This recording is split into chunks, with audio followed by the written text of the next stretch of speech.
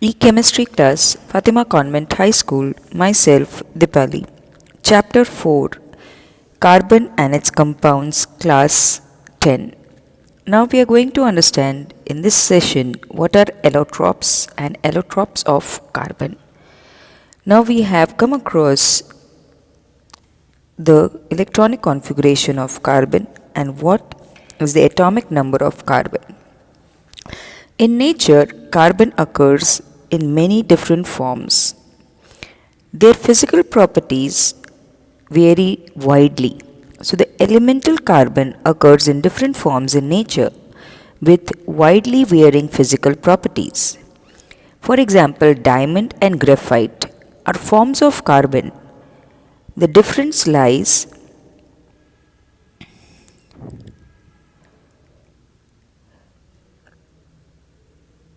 in the manner in which the carbon atoms are bonded to one another. The diamond atoms, each carbon atom is bonded with four other carbon atoms, forming a rigid three-dimensional structure as seen in the figure. In graphite, each carbon atom is bonded with three other carbon atoms, keeping the plane giving a hexagonal array as seen here. One of these bonds is a double bond and thus the valency of carbon is satisfied. Graphite structure is formed by hexagonal array being placed in layers one above the other. These two different structures result in diamond and graphite having very different physical properties even though their chemical properties are same. Diamond is the hardest substance known while graphite is the smooth and slippery. Graphite is also a very good conductor of electricity unlike other non-metals that you studied in previous chapter. Diamond can be synthesized by subjecting pure carbon to a very high pressure and temperature. These synthetic diamonds are small but are otherwise indistinguishable from natural diamonds. The third allotrope is fullerene, which is also known as Buckminster fullerene, from another class of carbon allotropes. The first one to identify was C60, which has carbon atoms arranged in the shape of a football. Since it looks like a geodesic dome designed by US architect Buckminster Fuller, the molecule was named as fullerene.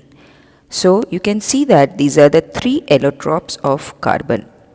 If you try to observe and define the word allotropes means the substances which has the same chemical properties but different physical properties due to the varied arrangement of atoms uh,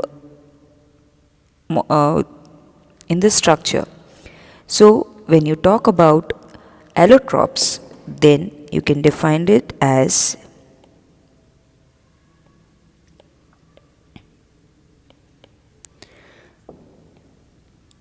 substances having same chemical property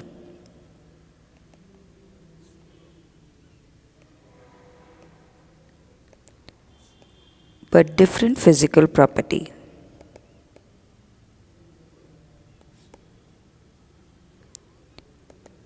And that difference is due to the structural arrangement of atoms.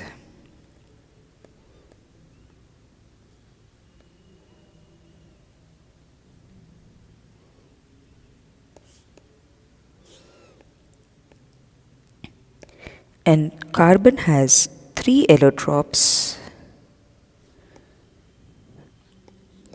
diamond, graphite, and fullerene.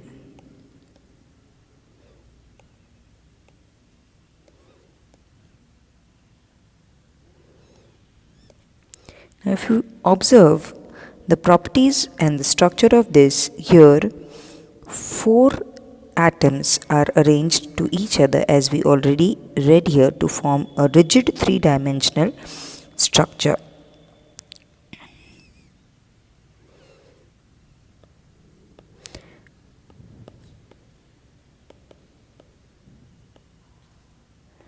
It has rigid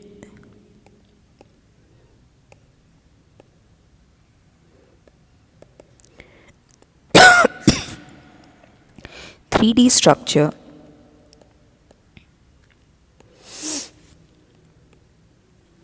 It's a poor conductor of electricity.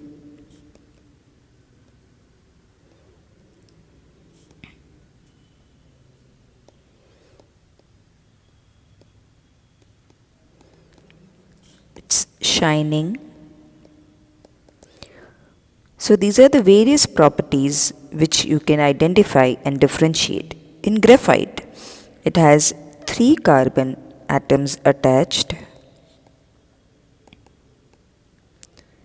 and forms a planar structure, as you can see, hexagonal array in the same plane.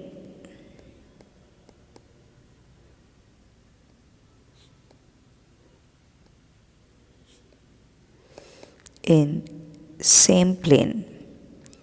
You can see the structure, and in fullerene it is having a 5-membered ring and a 6-membered ring attached to that 5-membered ring. 5-membered ring is something like this, and to this 5-membered ring a 6-membered ring is attached. Again to this 6-membered ring a 5-membered ring is attached. So it gives it a structure of a football when all the rings are linked to each other. And you will study in detail the various properties of fullerene in the higher classes. But it is named after the architect Buckminster Fullerene, and so its name is C60 Buckminster Fullerene. So this is about the 3 allotropes of carbon, which are generally found in nature at different places, and their utility is different. If you see the property of graphite, then it is a very good conductor of electricity.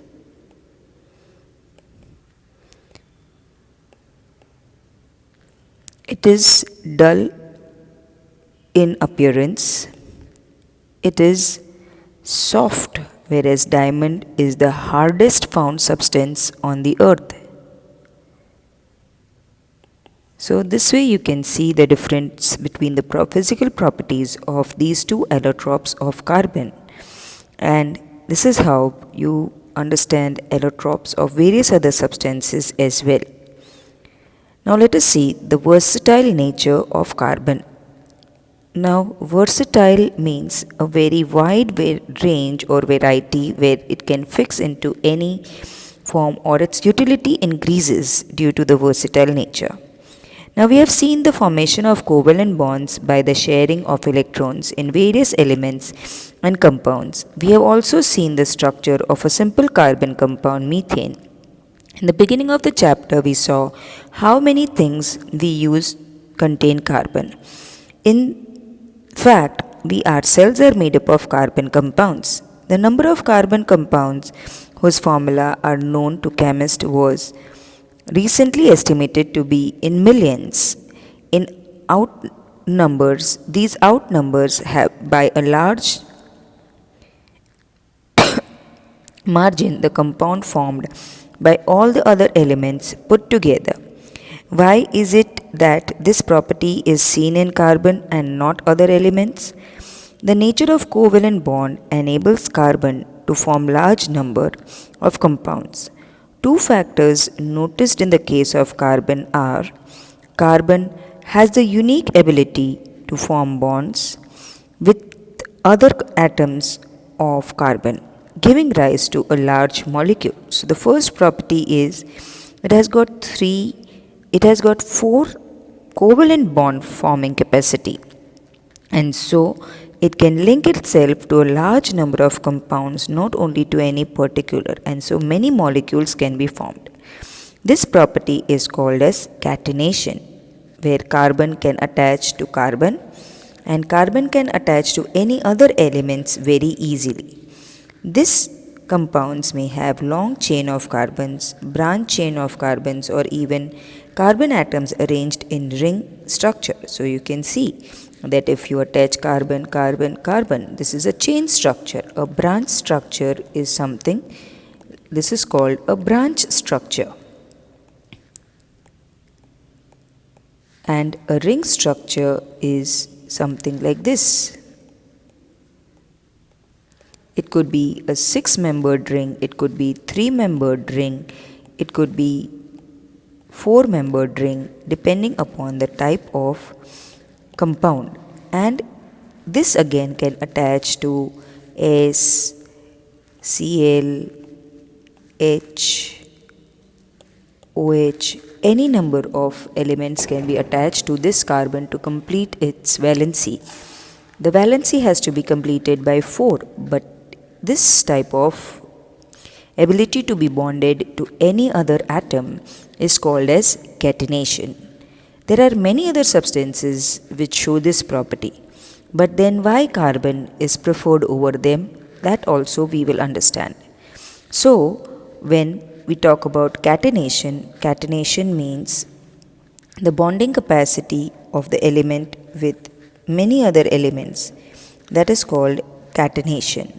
Now, due to this catenation property, it can form a chain of carbon, branch chain carbon, or even ring structure. In addition, carbon may be linked with a single bond, double bond, or a triple bond. So, compounds of carbon which are linked by only single bond of carbon are called saturated compounds, and the compounds of carbon which are bound with double bond or triple bond are called as unsaturated carbon compounds. Now, no other elements exhibit the property of catenation to the extent seen in carbon. Silicon forms compounds with hydrogen which has chain of up to 7 to 8 atoms, but these compounds are very reactive and so very difficult for them to exist in nature, whereas carbon-carbon bond is very strong and hence stable. Because the carbon atom has a smaller radius, this gives us a large number of compounds with many carbon atoms linked to each other.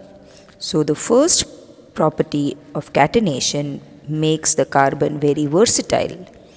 Now, since carbon has the valency 4, it's capable to bonding with 4 other atoms of carbon or other atoms of some other monovalent compounds. Compounds of carbon are formed with oxygen, hydrogen, nitrogen, sulfur, chlorine, and many other elements, giving rise to compounds with specific properties which depend on the element other than carbon present in the molecule. So, the tetravalency of the carbon makes it versatile. Again, the bond that carbon forms with most other elements are very strong, making these compounds acceptably stable. One reason for the formation of strong bond by carbon is its small size. This enables the nucleus to hold on to the shared pair of electrons strongly, and the bond formed by elements having bigger atoms are much weaker. And this is the third reason why it is such a versatile substance. So the bonding is very, very strong in carbon and other elements, and that is why it can be more stable and can have a longer way or property of the compound. So this is the versatile nature of carbon, telling us why carbon is unique. Let us talk about some organic compounds. The two characteristic features seen in carbon, that is tetravalency and catenation, puts together gives rise to a large number of compounds. Many have the same non-carbon atoms or groups of atoms attached to different carbon chain. These compounds are initially extracted from natural substances, and it was the thought that these carbon compounds or organic compounds could only be formed within the living system. It was postulated that a vital force was necessary for this synthesis. Friedrich Wöhler disapproved this in 1828 by preparing urea from ammonium cyanide in the laboratory. But carbon compounds, except for carbide, oxides of carbon, carbonates, and hydrogen carbonate salt, continued to be studied under organic chemistry. So, this is a whole branch of chemistry where you study only about carbon and its compound, and that is due to its versatile nature.